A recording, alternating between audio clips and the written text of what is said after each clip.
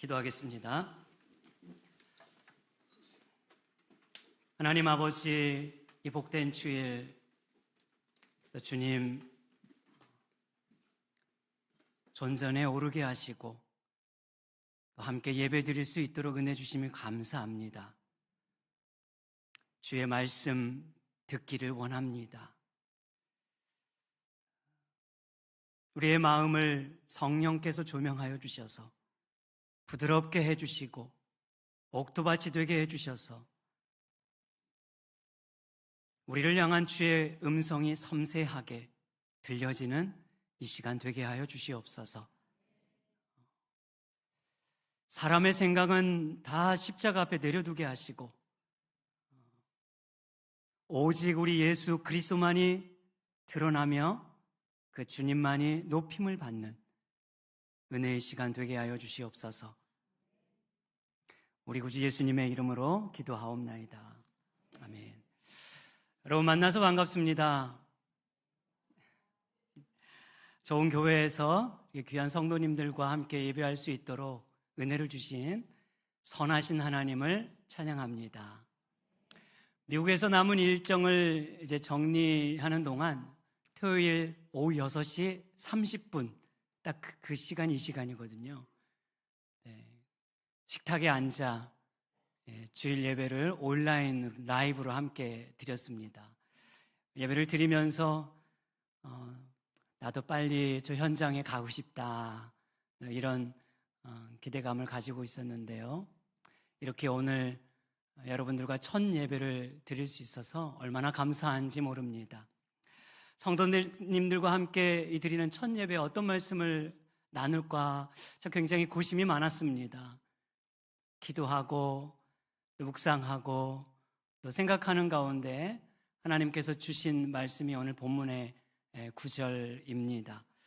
미국에서 이제 남은 일정이 있는 동안 이 말씀을 계속 생각했습니다. 걸으면서 산책을 하면서 운전을 하면서 시간이 날 때마다 이 말씀을 암송하고 또 되새기고 묵상하고 또 찬양 있잖아요. 너무 좋은 찬양. 제가 오늘 또 그 찬양도 여러분과 함께 나누고 싶은데 그 찬양도 불러보면서 마음이 너무 이렇게 위로가 되는 겁니다. 그 말씀 구절구절이 너무 제 마음 가운데 너무 이게 위로가 됐어요. 그래서 이 말씀을 참 나누면 좋겠다 이런 생각을 했는데요. 그때 그 감정을 제가 다 살려서 여러분께 다시 한번 봉독해 드리고 싶습니다. 한번 들어보십시오. 너의 하나님 여호와가 너희 가운데 계시니 그는 구원을 베푸실 전능자이시라. 그가 너로 말미암아 기쁨을 이기지 못하시며 너를 잠잠히 사랑하시며 너로 말미암아 즐거이 부르며 기뻐하시리라 하리라. 아멘. 그럼 아멘이십니까? 15년이라는 외국 생활을 이제 정리하고 아내와 딸을 남겨둔 채 한국에 들어오면서 마음이 무거웠던 것이 사실입니다. 가장 중요한 시기에 이렇게 딸 옆에 있어줘야 하는데 그러지 못하니까 발길이 무겁더라고요. 또 홀로 모든 걸 감당해야 될 아내를 생각할 때에도 걱정이 많이 앞섰습니다. 그렇게 좀 마음이 조금은 불편하고 무거운 시간들을 이렇게 보내고 있는데 오늘 주신 말씀을 통해서 하나님께서 저에게 아주 큰 은혜를 주셨습니다. 그러니까 위로를 주시더라고요. 그래서 이 말씀을 이렇게 제가 계속 붙들면서 그 시간들을 보냈던 것 같습니다. 그런데 삼형의 교회 성도님들도 문득 떠오르더라고요. 치열한 세상을 살아가면서 교회의 문을 열고 딱 들어오면 위로가 되고 위안이 되는 것 아닙니까? 그래서 피곤해도 우리가 교회 문을 열고 올라오는 것이지요. 그런데 우리가 교회를 통해서 안정감을 누리지 못할 때면 마음이 참 쉽지 않아요. 목회자인 저도요, 교회에 어떤 안정감이 없으면 힘듭니다. 답답하고 괴롭고 신앙적 회의감이 찾아오기도 하지요. 제가 들어보니까 그래도 이 어려운 시기에 모든 성도님들이 한마음으로 교회를 잘 지켜왔다는 이야기를 들었을 때 얼마나 감사한지 몰라요. 근데 한편으로는 삶의 무게도 있는데 교회의 무게까지 더불어 짊어지시면서 아파하셨을 성도님들을 생각할 때 저에게 주셨던 그 위로가 여러분들에게 동일하게 있었으면 참 좋겠다. 이런 마음으로 오늘 설교를 준비했습니다. 바라기는 오늘 주신 이 말씀을 통해서 여러분 각자에게 주시는 하나님의 음성을 다 들을 수 있기를 주님의 이름으로 축복합니다. 오늘 스바냐 선지자는 그 백성들을 향하여 전능자 하나님께서 함께하고 계심을 선포하고 있습니다. 이 전능자라는 히브리어 단어는 깃보르라고 하는데 용맹, 용사, 강함, 힘센 이런 의미를 가지고 있습니다. 이것이 사람을 대상으로 할 때는 용기 있는 사람 혹은 용맹한 군인 이렇게 쓰이지만 하나님을 대상으로 할 때는 힘 있는 하나님, 강하고 능하신 하나님, 전능하신 하나님 이렇게 사용됩니다.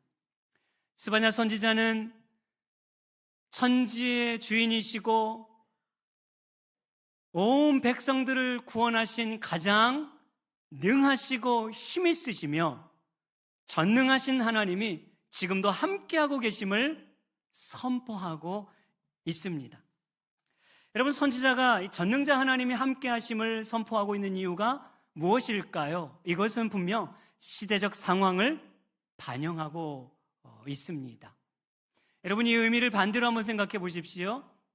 지금 이 말씀을 듣고 있는 성도들의 삶의 정황이 굉장히 힘들고 어렵고 괴롭고 절망적이고 그래서 어떤가 자신의 삶을 한순간에 뒤엎을 수 있는 도움이 필요한 상황이거든요. 그런 때에 지금 이 말씀을 주시고 있는 것입니다. 여러분, 실제 이 스바냐 시대는 영적으로 도덕적으로 매우 망가진 시대였습니다. 이 3장밖에 없는 이 짧은 말씀 속에요, 당시 이스라엘 백성들의 삶이 매우 총체적으로 무너져 있다는 것을 아주 면면히 기록해주고 있습니다. 하늘의 일월성신 해, 달, 별을 숭배하고 풍요의 신인 바알을 숭배하고 다산의 신인 아세라를 숭배하고 온갖 우상 천지였습니다. 그 우상이 사회 곳곳에 영향을 끼치는데 얼마나 나쁜 영향을 끼쳤겠어요? 저 악한 영향을 끼쳤지요. 그래서 상류층 부류부터 시작해서 종교 지도자들까지 오늘 우리 교회죠, 성전에 이르기까지, 그리고 삶의 성도들, 즉 백성들에게까지 아주 면면히 이 악한 영향들이 끼치고 있었던 것이죠. 그만큼 부패하고 타락한 시대였습니다. 스바냐 1장을 보면 그 시대상을 분명히 이렇게 보여주고 있는데요. 1장 2절에서 6절까지 보면 5절인데도 진멸하다 혹은 멸절하다라는 단어가요 7번이나 반복이 됩니다. 자, 대표적으로 2절과 3절 말씀 한번 읽어보도록 할까요? 우리 같이 읽습니다. 시작. 여호와께서 이르시되 땅 위에서 모든 것을 진멸하리라. 내가 사람과 짐승을 진멸하고 공중의 새와 바다의 고기와 거치게 하는 것과 악인들을 아울러 진멸할 것이라. 내가 사람을 땅 위에서 멸절하리라. 나 여호와의 말이라. 아멘. 여기 여러분 2절인데도 불구하고 진멸하다 혹은 멸절하다가 4번이나 기록되지 않습니까? 진멸하다 무슨 말이 심판하겠다는 거죠. 가만두지 않겠다. 반드시 그 행한 대로 갚아주겠다. 이런 의미인데요. 이 스바냐 1장은 이 서신의 초두인데 아주 처음부터 그냥 작심을 하고 심판을 이렇게 강조하고 있는 이유는 그만큼 악하다는 거죠. 그만큼 죄악이 만연해 있다는 거예요. 어느 정도인가 2절에 보니까 땅 위의 모든 것을 쓸어버리겠다. 네. 하나님이 창조한 이 창조물들을 다 쓸어버리겠다 할 정도로 악했다고 말하고 있는 겁니다. 당시 백성들은요, 입으로는 하나님을 말하지만 하나님이 없는 삶을 살고 있었습니다. 명목상 신앙인으로 다 말은 했지만 실제 그들은 우상을 숭배하고 우상을 쫓아 살아가고 있었어요. 그것은 교회 안이나 교회 밖이나 똑같았어요. 성전이나 성전 밖이나 그렇게 우상으로 아주 큰 영향력을 받고 있었던 시대였기 때문에 선지자는 그 시대 백성들을 바라보면서 그들의 죄악상을 지적하며 아주 신랄하게 강한 어조로 비판하고 책망하고 있는 것입니다. 여러분 생각해 보십시오. 이 정도라면 그냥 이제 모른 척 해도 되는 거 아닙니까? 여러분 믿었던 사람들이 한두 번도 아니고 막 4번, 5번 배신을 해요. 그러면 그 사람 볼 이유 없잖아요. 단절해버리면 되는 겁니다. 그죠? 지금 상황도 마찬가지 아니겠습니까? 이 정도라면 그냥 이제 무슨 호의가 더 필요합니까? 무슨 기회가 더 필요합니까? 내버려 두고 망하게 두면 되는 것입니다. 그런데 이 장에 가보면 하나님의 또 다른 모습을 보여주는데 여전히 그들에게 손을 내밀고 있는 모습입니다. 자, 2장 3절이에요. 우리 같이 읽어보죠. 자, 시작. 여호와의 규례를 지키는 세상의 모든 겸손한 자들아, 너희는 여호와를 찾으며 공의와 겸손을 구하라. 너희가 혹시 여호와의 분노의 날에 숨김을 얻으리라. 아멘. 여기 보시면 뭐라고 말해요? 여호와를 또 찾으라 이렇게 말하잖아요. 겸손히 찾으라. 다시 찾으면 너희가 숨김을 받게 될 것이다. 다시 하나님이 지켜준다는 거잖아요. 보호해 줄 것이다. 받아줄 거다 이런 말이에요. 그러니까 한마디로 돌아오면, 그럼에도 불구하고 돌아오면 받아줄 거다. 회개하면 용서해 주겠다.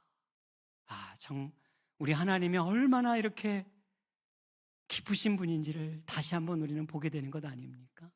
예? 또 기다려주고 그럼에도 불구하고 참아주시고 기회를 주시는 그 하나님의 깊은 마음을 우리는 다시 한번 알게 되는 거예요. 그러면 이제 좀 돌아갈 만은 한데, 하지만 백성들은 돌아오지 않았습니다. 근데 이 상황들을 보면서 가장 절망하고 좌절했던 그 불의 이들이 있었습니다.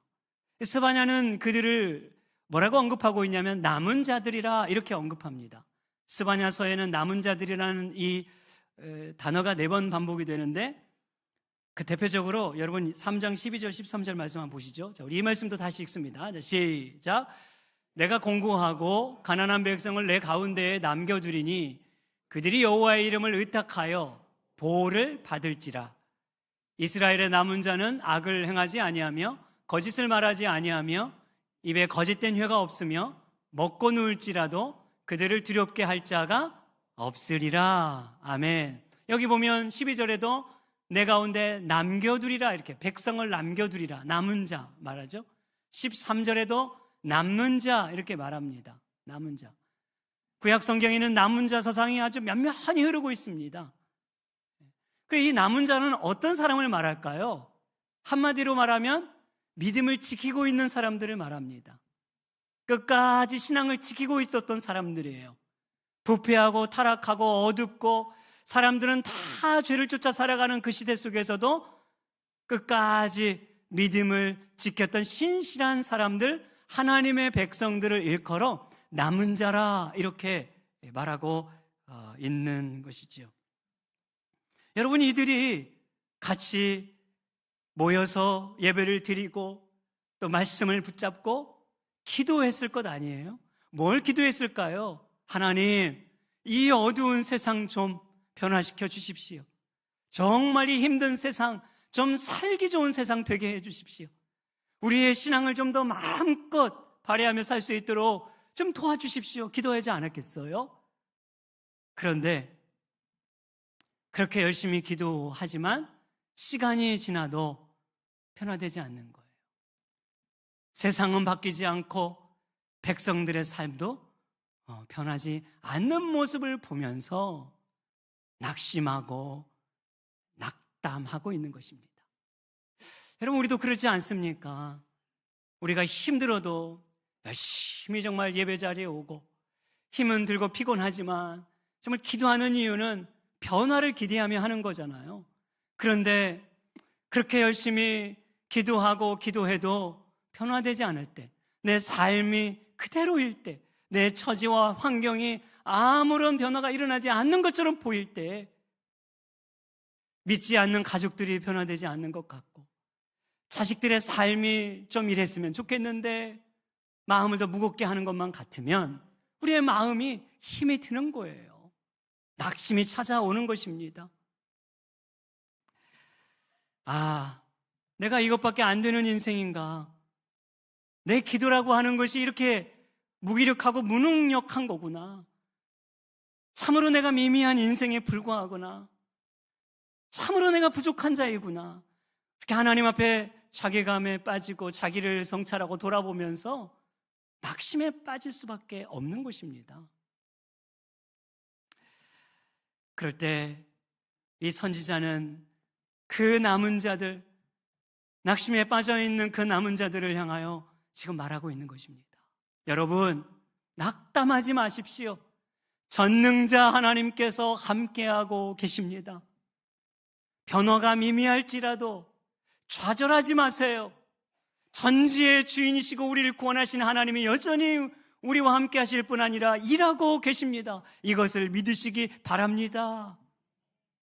그렇게 전하고 있는 거예요. 사랑하는 여러분, 오늘도 전능자 하나님께서 우리와 함께 하고 계심을 믿습니다. 지금 시대를 산불시대라고 말하지 않습니까? 불안정하고 불확실하고 불예측한 시대. 아무것도 보장하거나 확신할 수 없기 때문에 한치 앞을 알 수 없는 시대라 우리는 그렇게 말합니다. 그럼에도 불구하고 믿는 성도들에게는 소망이 있습니다. 어떤 소망일까요? 불안정한 시대 속에서도 가장 살아서 불변하심으로 우리와 함께 하시는 하나님이 있다는 소망인 것이지요. 불확실한 시대 속에서도 가장 확실하며 그 약속을 반드시 이루시고야만은 하나님이 함께 하신다는 소망입니다. 예측할 수 없는 세상 속에서도 한치의 오차 없이 우리를 이끌어 가시고 교회를 이끌어 가시고 시대와 역사를 변함없이 운행해 가시는 전능하신 하나님이 함께 하심을 믿으시기 바랍니다. 이것이 여러분 우리의 소망인 것이에요. 이런 소망이 없이 우리가 어찌 이 시대를 살아갈 수가 있는 것입니까? 참으로 정말 한치 앞으로 보지 못하는 이 어두운 정말 혼란한 시대 속에 이 믿음이 없다면, 이 소망이 없다면 여러분, 저와 여러분들은 살아갈 이유가 없고 살아갈 수조차 없는 것 아닙니까? 전능자 하나님이 오늘도 우리와 함께하고 있음을 확신할 수 있기를 축복합니다. 여러분, 그런데요, 제가 이 구절을 묵상하면서 정말 제 마음에 위로가 되고 큰 은혜가 되었던 부분은 바로 이 부분입니다. 전능자 하나님께서 함께 하신다는 것보다 더 놀라운 약속이 있더라고요. 정말 너무너무 놀라운 하나님의 은혜가 있었더라고요. 여러분, 그것이 무엇이냐면 그 하나님께서 우리를 보시며 기쁨을 이기지 못하신다는 말씀입니다. 오늘 17절에 기쁨을 이기지 못하신다 그러잖아요. 이 말은요, 기쁨이 너무 크고 강해서 억누를 수가 없다는 말이에요. 주체할 수 없는 기쁨. 기쁨이 솟구쳐 올라와요. 그러니까 하나님은 우리를 보고 막 환하게 웃으는 거예요. 기쁨이 있다는 건 웃는 거잖아요. 성경을 이렇게 읽을 때 좀 상상력이 필요하지 않겠습니까? 상상력이 도움이 많이 됩니다. 제가 이 말씀을 이렇게 상상을 막 해보니까 좀 너무 우스운 거죠. 하나님이 나를 보고 막 웃는다고 생각해 보세요. 그죠? 하나님이 나를 보고 막 주체할 수 없이 실성하신 분처럼 웃으신다고 생각해 보세요. 그 장면을 떠올리면 정확합니다. 그렇게 여러분 주체할 수 없는 그 하나님의 기쁨을 삼중적으로 강조해요. 이렇게 말하죠. 기쁨을 이기지 못하시며 너를 잠잠히 사랑하시며 그리고 너를 보고 즐거이 부르며 기뻐하신다. 삼중적으로 강조해서 그 기쁨을 우리에게 보여주고 있는 것입니다. 여러분들은 이 말씀이 어떻게 다가오는지 모르겠습니다만 저는 이 말씀이 굉장히 제 마음에요 새롭게 다가왔습니다. 제가 이 말씀을 목회자이니 얼마나 수도 없이 알고 찬양도 불렀겠어요. 그래서 제가 이 말씀을 묵상 이렇게 하면서 너무너무 제 마음에 이렇게 새롭게 다가왔던 건 뭐냐면 이 말씀이요 지극히 자연스럽지 않더라고요. 그러니까 전능하신 하나님이 주체할 수 없이 웃으신다? 웃는 모습을 상상해 보시면 여러분 이게 뭐가 매치가 됩니까? 저는 너무 매치가 안 돼요. 뭔가 부자연스러워요. 왜 그럴까요? 구약 성경에 보면 하나님은 자기를 전능자라고 드러내실 때가 참 많은데 나는 전능자 하나님이라 할 때에는 항상 그 정황이 두려움의 대상입니다. 두려워 떨거나 항복하거나 굴복하거나 무릎을 꿇거나 엎드리거나 회개하거나 아니면 강한 명령을 이렇게 하시거나 그런 장면이 대다수예요. 일례로 여러분께 한 구절만 좀 읽어드릴게요. 창세기 17장 1절 말씀입니다. 아브라함이 90세 때에 여호와께서 아브라함에게 나타나서 그에게 이르되 나는 전능한 하나님이라 너는 내 앞에서 행하여 완전하라. 아멘. 여기도 보십시오. 전능한 하나님이라 하고 뭐 하라예요? 완전히 행하라 이렇게 말하잖아요. 이 완전히 하라는 건 순복하라, 복종하라, 말씀에만 순종하라 이런 의미입니다. 이게 자연스러운 거예요. 그런데 지금 전능하신 하나님이라고 우리에게 선포는 해두고 너무나 상반된 거예요. 그 모습이.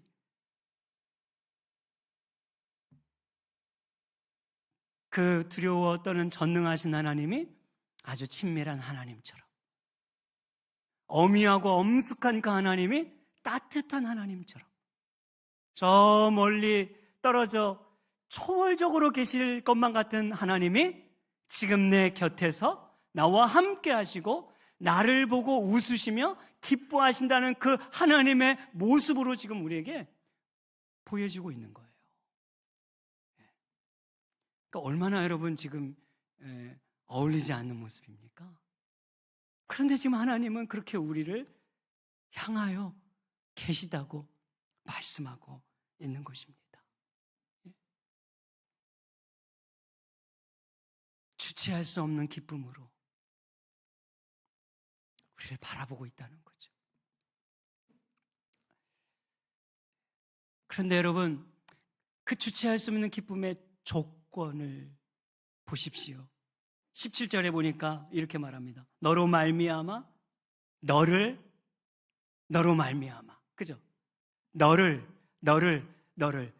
기쁨의 대상이 뭐예요? 누구입니까? 나입니다. 나. 나잖아요. 너의 뭐가 아니에요. 네가 얼마나 열심히 살았는지, 열심히 헌신했는지, 너의 노력, 너의 봉사, 너의 헌신, 너의 배경, 너의 환경, 너의 학벌, 너의 성공 여부, 너의 헌신 여부, 이걸 조건으로 보고 그래 너 참 잘했다 합격, 아이고 좋구나 기뻐하고, 너는 아니다 불합격, 이게 아니라 우리 자신 존재 자체를, 우리 자신 자체를 기뻐하신다고 말해주고 있는 거예요.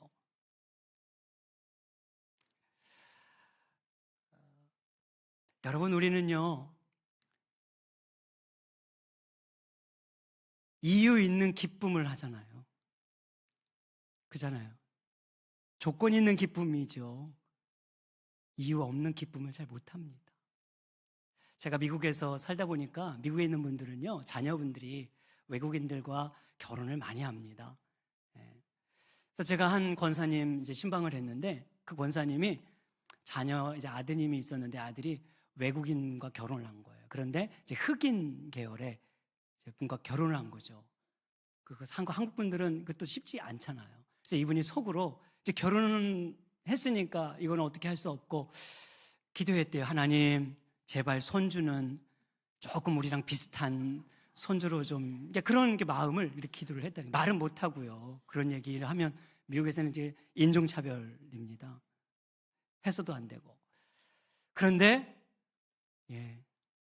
손주가 태어났습니다. 우리와 비슷한 피부색이었으면 너무 좋았을 텐데. 그러니까 이분이, 여러분, 우리 여기 손주분들 많이 계실 텐데 얼마나 정말 사랑스럽습니까? 손주들 보면 얼마나 귀여워요. 근데 이분이요, 솔직하게 말하더라고요. 기쁨이 안 됐대요. 봤는데 기뻐하지가 않더라는 거예요. 마음이 불편하더라는 거예요. 그런 시간들이 한동안 있었대요. 그 마음이 막 불편하니까 하나님께 기도를 이제 하는 거죠. 하나님, 제 마음을 좀 이렇게, 이 상황을 잘 받아들일 수 있게 해달라고. 하나님께서 이렇게 마음을 이렇게 위로해 주셔가지고, 그런 이제 마음을 주신 거예요. 이 아이도 내 아이고 내가 준 생명이다. 너의 손주다. 내가 소중히 여기는 생명이다. 그런 마음을 이제 주시면서부터 이 권사님 마음이 좀 열리게 된 거예요. 그리고 이후에 그 아이를 받아들이게 된 거예요. 그러니까 그때부터는 이제 그 손주가 기쁨이 되더라는 겁니다. 그때부터는 기쁨이 되더라는 거예요. 너무 사랑스럽고, 조금 이렇게 어두운, 피부색이 다 어둡잖아요. 막 집에서 막 다녀도 굉장히 그게 막 이제 마음에 기쁨이 왔다는 거죠. 우리가 여러분 그래요. 우리는 다 이유가 있어야 기쁨이 된다니까요. 내 마음에 맞아야 기쁨이 되는 거예요. 내 마음 맞지 않으면, 내 뜻과 다르면 기뻐하지 못합니다. 제가 한 가지 더 이야기를 드리고 싶습니다. 미국에서 저랑 참 이렇게 가까이 지내는 우리 어른 목사님이 계세요. 우리 합신 어른 목사님이시기도 합니다. 제가 한국에 오기 전에도 마지막 그분과 이제 그 사모님과 함께 식사를 하고 이야기를 나누는데 이런 간증을 나누는 거예요. 최근에 이제 집을 팔려고 내놨다고 합니다. 102세 된 권사님 모친이 계셨는데, 집이 2층 집이니까 이거 오르고 내려가는데 이제 불편하고 위험하잖아요. 그래서 이제 단층 집으로 가려고 집을 내놨는데, 뭐 아시다시피 요즘 불황기 아니겠습니까? 그러니까 집을 보러 오는 사람이 없는 거예요. 한참을 내놨는데도 누구 한 사람, 개미색, 죄송합니다. 한번 제가, 안 오니까 마음이 힘든 거예요. 그러다가 어느 날 어떤 사람이 집을 보러 왔다고 소식을 주니까 막 너무 좋았다는 겁니다. 그리고 또 가요. 그리고 또 한동안 소식 깜깜무소식 없으니까 막 불평이 되고, 또 왜 하나님 이렇게 사람을 안 보내시나 우울하고. 또 어느 날 또 누가 와요. 너무 좋다는 거예요. 막 너무 환대를 하면서 최선을 다해서 막 집을 이렇게 보여드리고 소개를 하고 좀 깨끗하게 청소를 해놓으셨더라고요. 정말로 새 집처럼. 또 가고 사람이 안 오니까 또 우울한 거야. 근데 어느 순간 그런 자기의 모습을 보게 되더라는 거예요. 사람이 오면 기뻐하고 사람이 안 오면 불평하는 자기 모습을 보면서 내가 왜 이러지? 이러면 안 되는데. 이 집을 주신 분도 하나님이고 이 집에 살게 하신 분도 하나님이면 나가게 하시는 것도 하나님이시고 하나님이 우리 인생의 주인이신데 내가 왜 이런 거 가지고 이렇게 마음이 이렇게 여동할까? 회개했대요.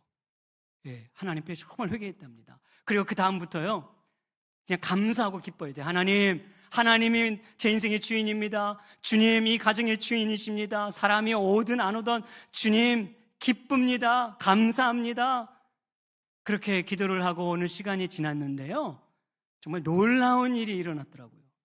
그곳이 이제 제가 LA에 살고 한 30분 떨어진 파사데나라는 지역인데, 그 인근 지역에서 오지 않고 북쪽으로 6시간이나 떨어진 샌프란시스코에서 한 여성을 보내셨어요. 그리고 그 집을 사게 하신 거예요. 안 놀라시네요. 저는 굉장히 막 놀랐어요. 그러면서 그분이 뭐라고 말하냐면, 와, 이거 정말 놀라운 일이라는 거예요. 이런 일이 다 일어났다고 말하면서, 이게 예수 믿는 사람은 그래서 감사하고 기뻐하면 된다는 거예요. 그래서 제가 목사님, 저도 정말 그러겠습니다 해서 그 뒤부터 저도 그랬잖아요. 하나님 감사합니다. 하나님 저 혼자 한국에 가지만 기쁩니다. 딸내미 알아서 잘 살게 하실 거니 기쁩니다. 하나님이 책임져 주실 거니 기쁩니다. 제 아내도 혼자 좀 힘이 들겠지만 그래도 하나님이 하여튼 뭐 양평에서 좀 힘이 들겠지만 저도 챙기시고 미국도 좀 챙겨 주십시오. 그러니 기쁩니다. 이런 마음이 드는 거예요.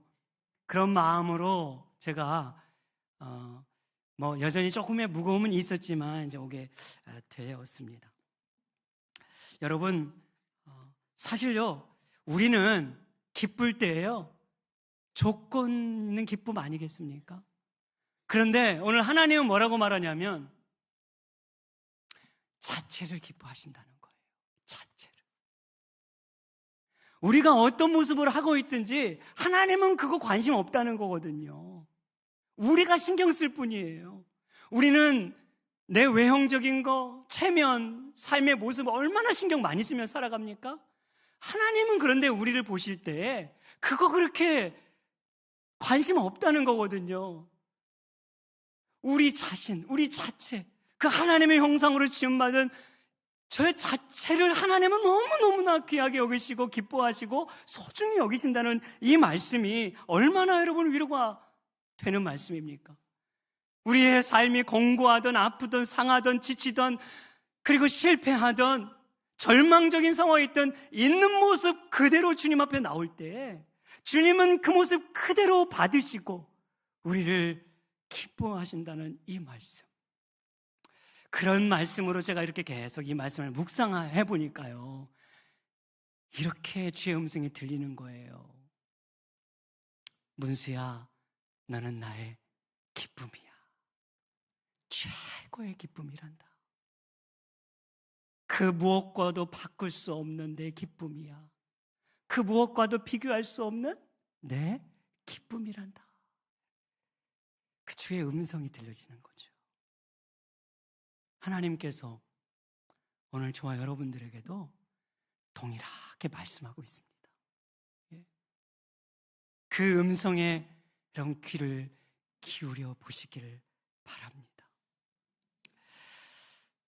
여러분, 예수 믿는 성도는 이유 없는 기쁨이 있습니다.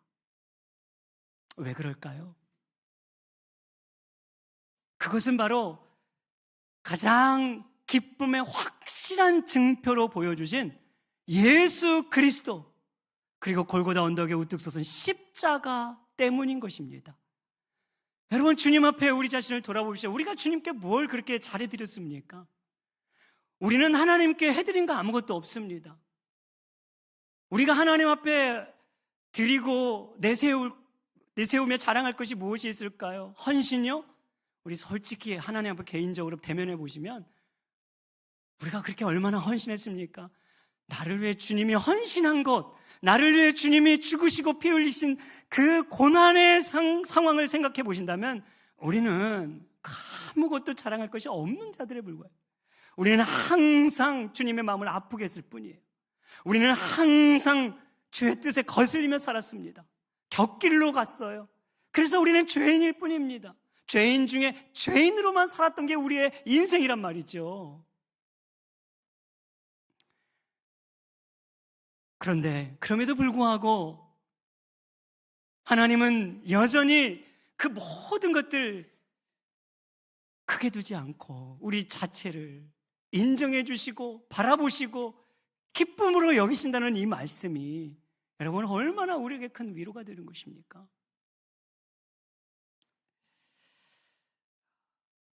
로마서 5장 8절에 보니까요, 이렇게 말씀하고 있습니다. 우리가 아직 죄인 되었을 때 그리스도께서 우리를 위해서 죽으심으로 하나님께 대한 자기의 사랑을 확증해 주셨느니라.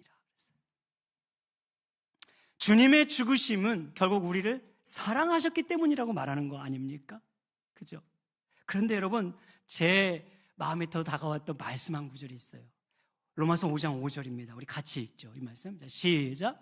소망이 우리를 부끄럽게 하지 아니하면 우리에게 주신 성령으로 말미암아 하나님의 사랑이 우리 마음에 부은 바 됨이니. 아멘. 여기 보십시오. 하나님의 사랑이 우리의 마음에 뭐 해졌다고요? 부어졌다고 말하잖아요. 부어졌어요, 여러분. 우리는 그럴 자격이 없는 자들인데, 죄로 가득 찬 인생인데, 그런 우리의 인생 속에도 하나님의 사랑이 부어졌다고 말하고 있단 말이죠. 여기 부어졌다라는 표현, 왜 부어주시는 걸까요? 우리가 그분의 기쁨이기 때문에. 기쁨이니까 부어주는 거거든요. 여러분, 손자, 손녀들 보면 얼마나 사랑스럽고 예쁩니까? 그래서 손주들 정말 자랑하면 입이 마르도록 자랑하시잖아요. 그래서 한국에도 아마 10,000원씩 내고 자랑해야 된다고 그러는데, 요즘에는 한 발 더 나가서 손주 없는 분들이 10,000원씩 걷어서 주고 돌려보낸답니다. 예, 자랑하지 말라고. 그런데 여러분, 우리 이 손주들 얼마나 정말 사랑스러워요. 할머니, 할아버지 하면서 애교를 부리면 정말 주체할 수 없죠. 그잖아요. 얼마나 그 마음이 막 좋은지 몰라요. 그러면 역사가 막 일어납니다. 어떤 역사? 호주머니가 열리는 역사가 막 일어나요. 호주머니에 막 손을 탁 넣어가지고 100원짜리를 만지작만지작거리면서 100원을 줄까 200원을 줄까 고민하는 분 계실까요? 1,000원짜리를 만지작만지작거리면서 1,000원 줄까 2,000원 줄까 고민하시는 분 계실까요? 여기서 아멘 하면 곤란합니다. 예. 대부분 없어요. 어떻게 해요? 애라 애따 기분이다. 10,000원 주고 막 50,000원짜리 딱 걸리면 좀 아까울 수는 있겠지만 애따 기분이다. 오늘 애교 떨었으니까 이 정도는 보상해 줘야지. 주는 거란 말이에요. 그게 부어주심이에요. 기쁘니까 주는데 부어준단 말이죠. 넉넉히 준단 말이죠. 충만하게 준단 말이에요. 그게 바로 우리를 향한 하나님의 부어주심이에요. 부어주심. 사랑하는 여러분, 하나님 앞에 우리는 그런 존재입니다. 예, 그런 존재예요. 우리는 그분의 그 은혜의 부어주심 아니고는 살아갈 수 없는 존재예요. 우리는 그분이 우리를 기뻐해 주시지 않으면 이 외롭고 힘든 나그네 여정, 정말 팍팍한 이 세상살이에 어떻게 이 신앙 지키며 살아갈 수 있겠습니까? 그런데 하나님은 우리를 기뻐하시는데 넘치도록 기뻐해 주시고 부어주시도록 은혜를 베풀어 주시는 거예요. 그러니 은혜 없이는 살아갈 수 없는 것이고 그 소망이 아니면 살아갈 수 없는 것이 바로 저와 여러분들의 인생인 것입니다. 여러분, 그래서 십자가는요, 자기 자신보다 우리를 더 사랑하시는 하나님의 마음을 보여주는 거예요. 우리를 더 사랑하시는 하나님. 여러분, 십자가는 인류를 향한 구원의 증표, 사랑의 증표하기 이전에 우리 개인을 향한 하나님 우리에게 주시는 기쁨의 증표, 사랑의 증표인 줄 믿으시길 바랍니다. 그것이 바로 오늘 우리가 살아가게 하는 힘 아니겠습니까? 그것이 지치고 낙심되고 힘들어도 다시 일어설 수 있게 만든 동력 아닙니까? 그것이 바로 예배의 자리, 기도의 자리, 말씀의 자리로 올라오게 하는 근거가 되는 줄 믿으시기 바랍니다. 말씀했습니다. 사랑하는 우리 성도 여러분, 기억하십시오. 우리의 삶이 어떠하든지 초라하든지 드러낼 것이 없을지라도 실패한 자리일지라도 상처투성이일지라도 주님이 오늘 우리에게 이렇게 말씀하십니다. 괜찮아. 넌 나의 최고의 기쁨이야. 최고의 기쁨이란다. 내가 너와 함께 할게. 이 주의 음성을 꼭 마음에 새길 수 있길 바랍니다. 그래서 이 기쁨으로 충만하여 그 충만을 주변에 흘러보내는 우리 사명교회 성도님들 다 되시기를 주님의 이름으로 축복합니다. 우리 이 찬양을 함께 하고 싶습니다. 너의 하나님 여호와가 너의 가운데 계시니. 여기 보면 그가 너로 인하여 기쁨을 이기지 못하시며 너를 잠잠히 사랑하시며 즐거이 부르며 기뻐하시리라 하셨습니다. 우리가 이 말씀, 이 가사를 생각하면서 우리 한번 주님 앞에 이 찬양